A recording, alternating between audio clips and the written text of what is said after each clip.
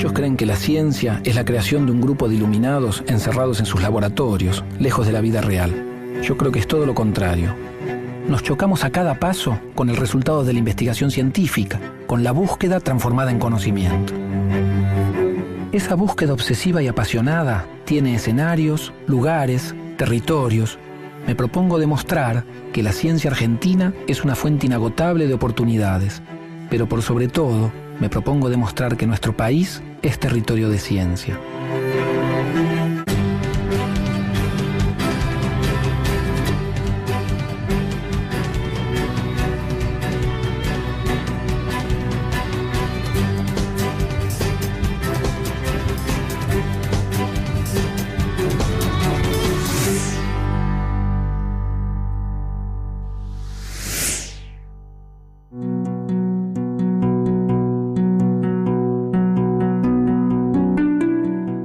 La observación de los astros es tan antigua como la humanidad. Lugar habitado por dioses, fuente de presagios, guía para la navegación. El cielo siempre ha sido para el hombre una referencia de su lugar en el cosmos. A mediados del siglo XIX, la astronomía encarnó los ideales europeos de cooperación internacional. Para las élites argentinas, contar con observatorios astronómicos era un poderoso símbolo de cultura y civilización. Las primeras dos instituciones astronómicas argentinas tomarían como modelo a los Estados Unidos y a Francia. Las primeras serían lo que llamaría las instituciones del 70, las instituciones sarmientinas, y después contraponerlas con las instituciones del 80. Hay como dos instituciones. Las del 70 son las instituciones, son la Academia de Ciencias, la Oficina Meteorológica y el Observatorio de Córdoba. Y después están las instituciones del 80, que son las instituciones de Roca. Son las instituciones producto de la Federalización de Buenos Aires. Y son el Observatorio de La Plata y el Museo de Ciencias Naturales de La Plata. El Observatorio de Córdoba es un observatorio pensado en bostoniano. Es un observatorio que fue fabricado en Boston, de la misma manera que las cúpulas del de La Plata fueron fabricadas en París. Una de las primeras medidas impulsadas por Sarmiento como presidente fue la creación del Observatorio de Córdoba. El día de su inauguración, el 24 de octubre de 1871, Sarmiento sostuvo: yo digo que debemos renunciar al rango de nación o al título de pueblo civilizado si no tomamos nuestra parte en el progreso y en el movimiento de las ciencias naturales. Ahora bien, como no había astrónomos argentinos profesionales, se contrató como primer director al astrónomo norteamericano Benjamin Gould. Benjamin Gould son palabras mayores. Benjamin Gould es una cosa en la que hay que... Benjamin Gould fue discípulo del famoso lógico, matemático Peirce. Fue un estudiante de Harvard. Era algo así como lo que podríamos decir el Golden Boy de la astronomía americana. Él estudió en Alemania y su idea era, como muchos americanos en ese momento, importar los avances de Alemania a Estados Unidos. Después terminó acá, pero era un astrónomo de primerísimo nivel. Sarmiento, cuando elige a Gould, hace una apuesta que tenía que ver con su ideología. Él admiraba la cultura norteamericana y pensaba que era pujante, mientras que veía la cultura europea como en declinación. Y eligió un astrónomo norteamericano. Dicho sea de paso, un astrónomo norteamericano formado en Alemania, eso sí. Yo creo que eso se debe a la visión de una persona que en pleno siglo XIX se le ocurre tener una visión de futuro, digamos, y pensar que un país que se precie de tal necesita de la ciencia, de la educación y de la cultura. Y ese fue Sarmiento, digamos.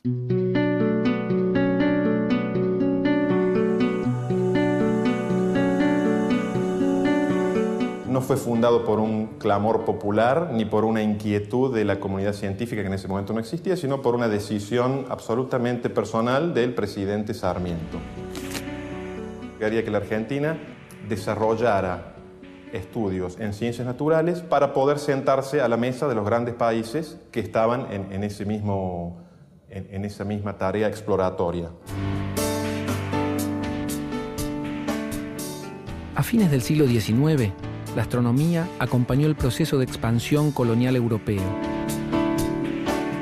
Los catálogos de estrellas fueron un recurso clave para cartografiar territorios, determinar la posición de ciudades o precisar el trazado de límites. La principal tarea de los astrónomos era determinar la posición de las estrellas en el hemisferio sur, todavía poco explorado. Medir el cielo era una forma de medir la Tierra. Fueron directores estadounidenses, desde su fundación hasta alrededor de mediados de la década de 1930. Es distinto lo que pasó. Ahora, esta internacionalización tiene que ver con lo que el historiador de la ciencia Lewis Pienson en Estados Unidos llamó el imperialismo científico, es decir, durante la segunda mitad del siglo XIX, cuando las grandes potencias centrales construyen sus imperios coloniales, tratan de exportar ciencia, tecnología, personal, conocimientos, circuitos de educación, etcétera, a la periferia. El observatorio se fundó desde el punto de vista científico para realizar cartas estelares, es decir, mapas detallados de las posiciones de las estrellas. ¿Y esto qué fin utilitario perseguía? Bueno, las estrellas son los puntos básicos de referencia para cualquier cartografía territorial. Es decir, para poder explorar la Argentina, que estaba bastante inexplorada en esa época, y para poder realizar mapas, para poder realizar determinaciones geográficas de latitud, de longitud, que eran necesarias para establecer vías de comunicaciones, etc., hacía falta basarse en mapas de las estrellas. El trabajo de Gould y de su discípulo John Thom se reflejó en 3 publicaciones: la uranometría argentina, el catálogo de zonas estelares y el catálogo general argentino. Entre 1885 y 1908, Thom, como director del observatorio, lograría confeccionar un catálogo de más de 600.000 estrellas. El primer catálogo que se hizo aquí se llamaba la uranometría argentina, era un catálogo de las estrellas visibles a simple vista, sin instrumentos. Y fue la primera labor que se hizo aquí. Bueno, la uranometría argentina empezó a hacerse ojo desnudo con el auxilio de un binocular pequeño, como puede llegar a ser esto.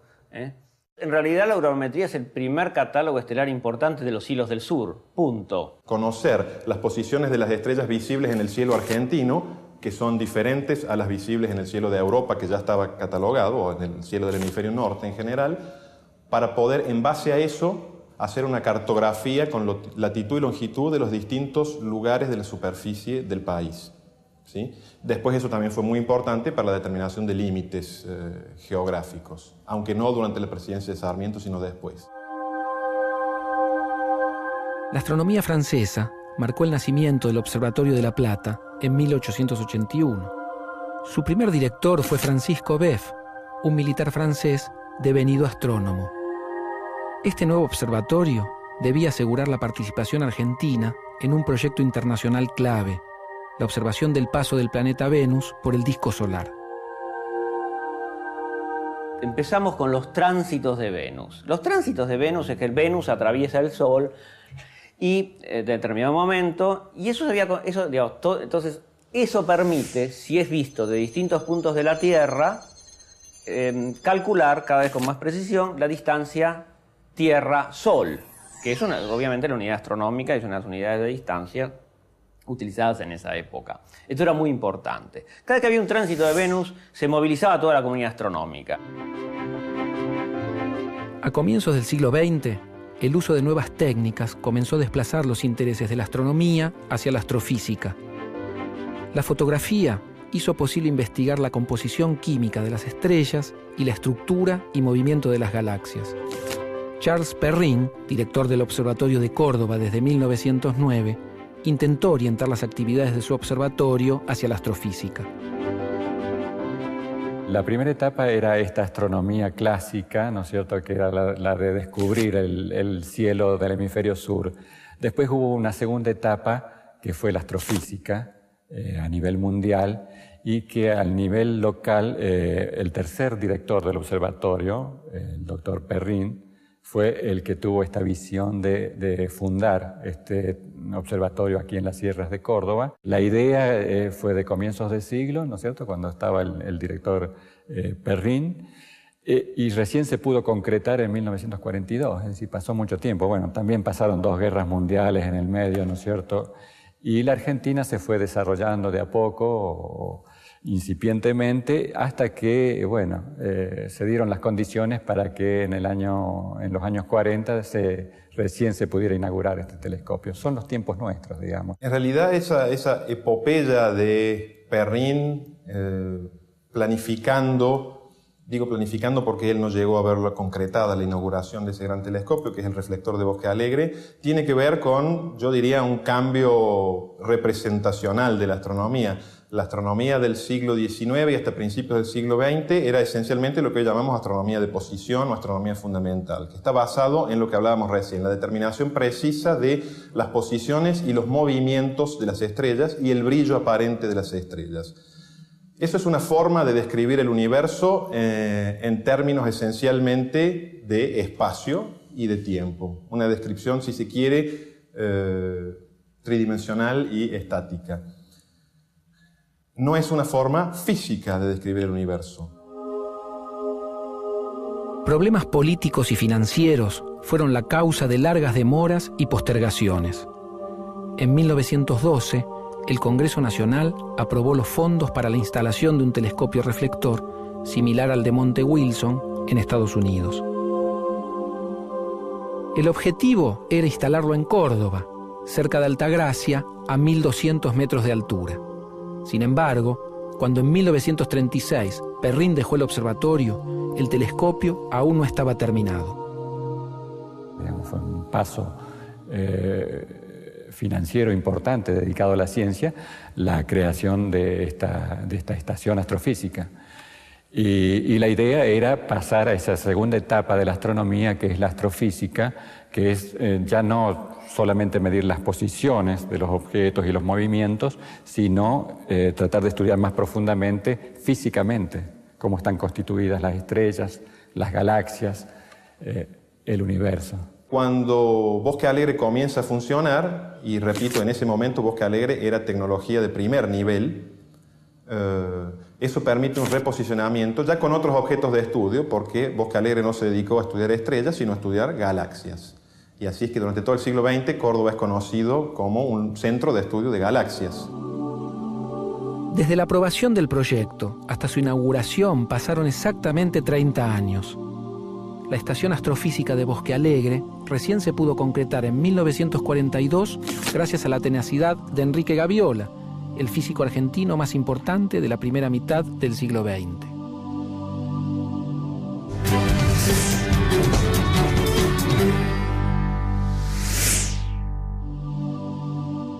Gaviola enfrentó numerosos obstáculos, tanto financieros como políticos. En 1945 publicó un folleto titulado Ciencia y Burocracia, donde acusaba a las autoridades políticas de no apoyar el observatorio. Gaviola fue un personaje, yo lo pondría al mismo nivel que Sarmiento, digamos, porque eran personajes, digamos, que tenían una visión de futuro. Es una de las grandes personalidades de la ciencia del siglo XX, estaría entre la media docena de personalidades. En 1946 decía Gaviola: «Me he visto acusado por desacato como consecuencia de defender, tal vez con pasión, la honestidad pública y los dineros fiscales». Recién 8 años después, en 1955, volvió a la dirección del observatorio y en 1957 creó el IMAF, Instituto de Matemática, Astronomía y Física. Gaviola, al crear el IMAF, por ejemplo, el Instituto de Matemática, Astronomía y Física, estaba creando toda una escuela de ciencia básica, ¿no es cierto?, que ha dado un sinnúmero de gente dedicado a estas actividades y que ha levantado, digamos, la actividad científica argentina. A partir de ahí, digo, se comienza con la formación de recursos humanos y la extensión a nivel masivo, a nivel sistemático, y creo que eso va permitiendo cambiar un poco la inserción social del observatorio. Mientras el Observatorio de Córdoba se orientaba a la astrofísica, el Observatorio de La Plata seguía una trayectoria diferente. En 1905 se creó la Universidad Nacional de La Plata y el observatorio se integraba a ella. En 1934 fue nombrado director Félix Aguilar. Si bien fue el primer director argentino que ejerció el cargo de forma permanente, continuaba siendo imprescindible la presencia de especialistas extranjeros. En la década del 30 se inició en el observatorio el tema de la mecánica celeste por la llegada de un especialista en el tema, el doctor Alexander Wilkes de Alemania. Él llegó en el país en el 37-38 y junto con él llegó el hijo que se dedicaba a estadística estelar. En los años siguientes, más exactamente cuando terminó la guerra, vinieron dos astrónomos italianos, el doctor Livio Gratton, muy conocido en su época, era astrofísico, y el doctor Pasquale Sconzo, que era especialista en cálculo. Durante los años del peronismo, la astronomía mostró que también podía ser integrada a la cultura política. Después de la muerte de Eva Duarte de Perón, en 1952, la Dirección Nacional de Servicios Técnicos dispuso consagrar a Eva Perón todos los asteroides que se descubran en los observatorios de su dependencia, los que serán identificados con nombres que exalten sus virtudes. Acá se descubrieron una serie de asteroides y los asteroides fueron designados con distintos nombres que recuerdan a Evita, por ejemplo, ¿no es cierto? Algunos llevan nombres típicos de la época peronista, como Evita, Descamisado, etc. Eso fue entre los años 50 y 53, 54. Prácticamente todas las noches se observaban con algunos de los telescopios del observatorio. No hay objeción. El Centro de Pequeños Planetas en Estados Unidos los acepta. En los años 50 se inició una campaña para seleccionar un lugar para una nueva estación astronómica y para la instalación de un gran telescopio. Se seleccionó la estancia El Leoncito, en San Juan. En 1959, el Congreso acordó otorgar a la Universidad de La Plata los fondos para equipar el Leoncito, aunque este proyecto demoraría un cuarto de siglo en concretarse. El director me encargó que me ocupara de un proyecto de un telescopio reflector de un tamaño razonable para instalar en algún lugar apropiado del país. Se hizo un estudio de lugares de mejor visibilidad y se llegó a la conclusión de que lo mejor estaba en San Juan, en la zona del Leoncito. De modo que allí se instaló varios años después el telescopio en sí, ¿no?